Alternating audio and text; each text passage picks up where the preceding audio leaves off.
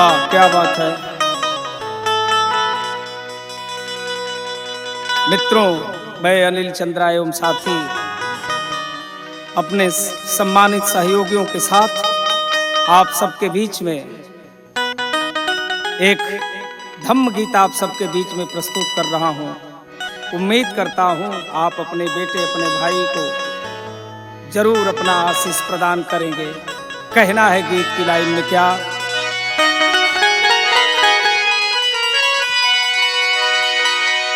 अरे जे करे माना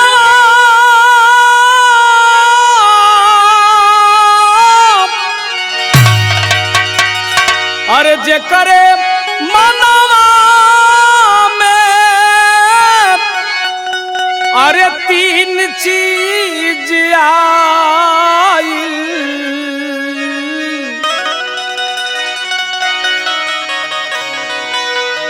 अरे जे करे और मनवा में अरे तीन चीज आइल तऊना अकुलाइल ऐसा है। तीन चीज आइल तऊना अकुलाइल ऐसा है। बहुत अच्छे, भगवान बुद्ध की करुणा हो। जय भीम।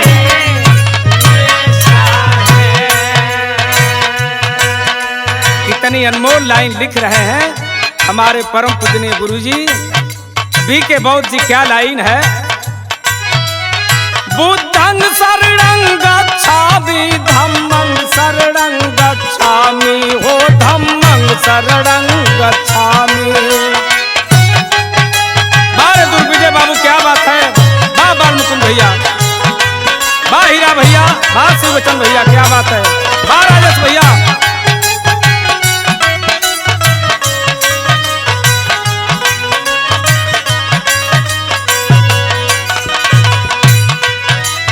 संघं शरणं गच्छामि के जे भैले अनुगामी हो, जे भैले अनुगामी।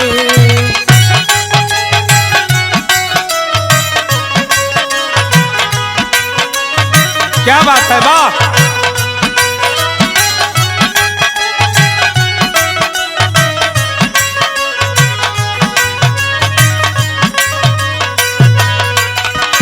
बुद्धं शरणं गच्छामि धम्मं शरणं गच्छामि हो धम्मं शरणं गच्छामि।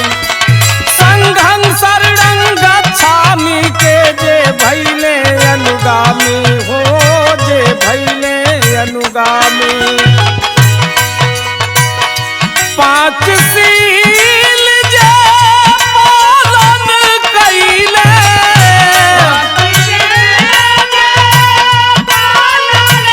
क्या बात है, वाह।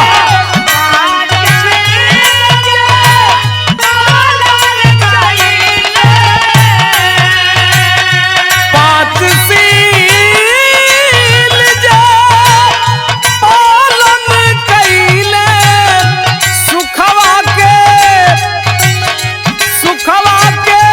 पाके अघाइल तबु नायक कुलाइल ऐसा है।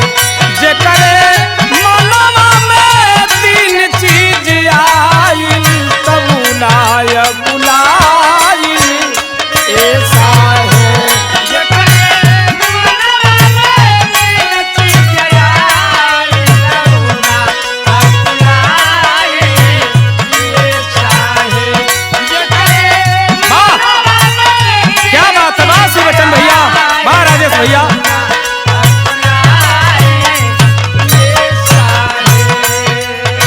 कैसे थे हमारे शास्ता महाकारुणिक भगवान तथागत गौतम बुद्ध। अंगुलीमाल का उद्धार आपके द्वारा हुआ, नालागिरी हाथी का उद्धार आपके द्वारा भइल, सच्चक ब्राह्मण का उद्धार आपके द्वारा भइल, नंद नामक ब्राह्मण का उद्धार आपके द्वारा भइल। इतने ना, महामोदगलायन जौन नंद नाम का ब्राह्मण जौन ढोंग पाखंड फैलावत रहलन, भगवान के जो अच्छे उनके प्रिय थे महामौदगलायन जी, अपने रिद्धि के बल से उस नंद नामक ब्राह्मण को उन्होंने हरा दिया, जो भगवान की शरण में गया। उसकी नैया पार हो गई। इतनी बड़ी दुखियारिन कृषा गौतमी पटाचारा का कल्याण प्रभु ने किया। राजा प्रसेनजीत, राजा बिंबिसार, तमाम सारे लोग, माता विशाखा, तमाम कितने लोगों का उद्धार करुणा करने किया।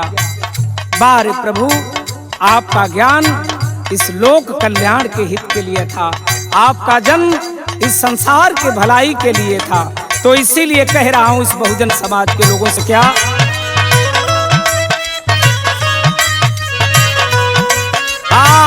धम्म वाली रहिया भैला ना हो। क्या बात है?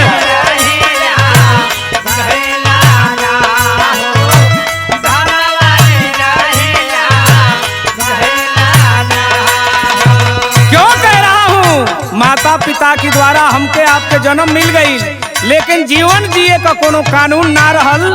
बाल मुकुंद भैया, भगवान 3 शरण दिहलन, जौना के त्रिशरण कहल जाला, और 5 गो सील भगवान दिहलन, जौन जीवन जिए का नियम कानून बनौलन, जौना के पंचशील कहल गए। यही से कहते हैं का धम्म वाली रहिया धैला ना हो। क्या बात है?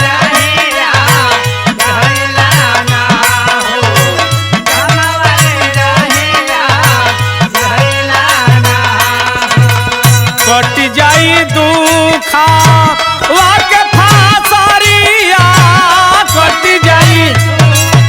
क्या बात है?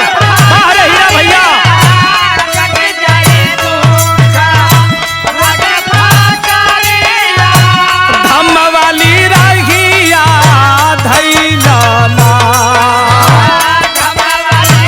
क्या बात है?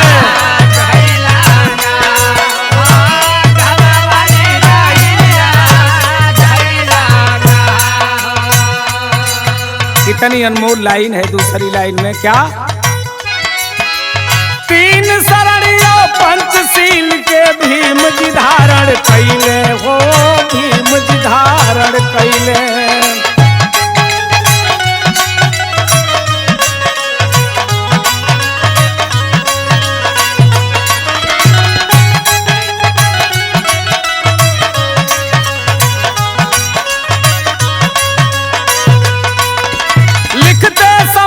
संविधान में उसका पालन कैले हो, उसका पालन कैले। क्या बात है?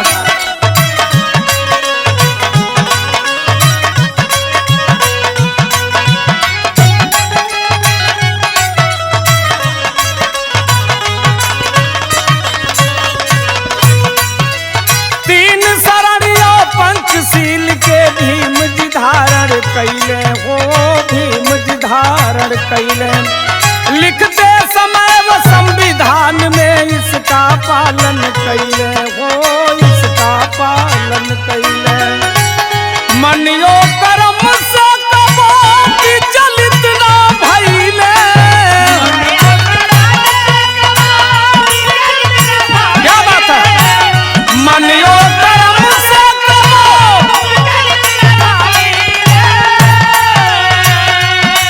बारे बाबा साहब, आप नागपुर की धरती पर 14 अक्टूबर 1956 को चंद्रमणि जी जो पूज्य भंते जी थे, उनके द्वारा दीक्षा लेकर के 22 प्रतिज्ञाओं को आपने दोहराया और हम बहुजन समाज के सुखी जीवन की कामना करते हुए भगवान बुद्ध की शरण को धारण किए। और जो 3 शरण और 5 शील भगवान ने दिया, जो मैंने बताया, उसको बाबा साहब ने अपने चित्त में धारण करके और संविधान लिखते समय उसी 3 शरण, त्रिशरण और पंचशील से ही पूरे संविधान की संरचना बाबा साहब ने कर दी। तो इसीलिए कह रहा हूं, क्या मनियो कर्म से कबो विचलित ना भइले।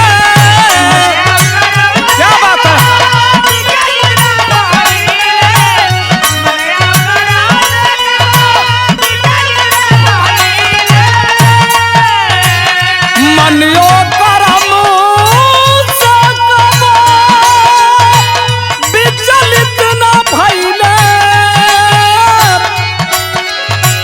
करुणाशील घिया में समाइल तबु ना कुलाइल ए साहेब जेकरे मनवा में तीन चीज आइल तबु ना कुलाइल ए साहेब। क्या बात है।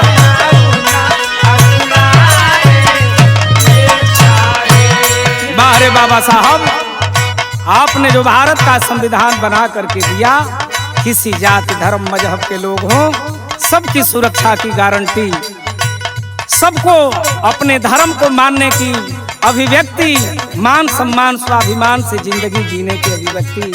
कितनी प्रज्ञा थी बाबा साहब में, कितनी करुणा थी, अपार करुणा बरस रही है, संविधान साक्षी है। तो इसीलिए कह रहा हूं क्या, भीम वाली रहिया भैला ना हो।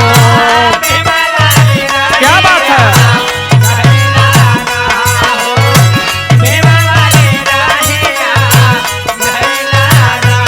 यही से हम कहत हई बाल मुकुंद भैया आपसे हाथ जोड़ के, राजेश भैया, दुर्विजय बाबू, हीरा भैया तनि ध्यान हमारी ओर रहे, शिव बच्चन भैया, अगर हमनी का उद्धार होई बाबा साहब के ही मार्ग पर चल के, बाबा साहब का जो देखावल रास्ता है वही से हमनी का कल्याण होई। नहीं तो मानवता का दुश्मन तो हम के आपके मिटावे खातिर के भाई से लड़ा के, जाति धर्म मजहब के नाम पर लड़ा के, अलगाववाद पैदा करके, वो तो चाहते हम कि कब राजेश अनिल चंद्रा में भिड़ान हो जा, कब अनिल चंद्रा बाल मुकुंद यादव में भिड़ान हो जा। तो हमनी के चेते के हत, यही से कहत है का, भीम वाली रहिया भैला ना हो।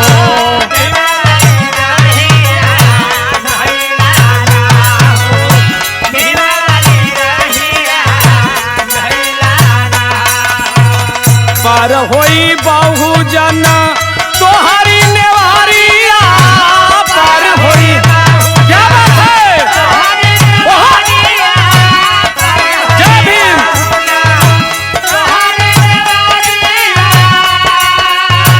पर होई बहुजन तोहरी नेवारिया, भीम वाली रागिया धैला ना हो।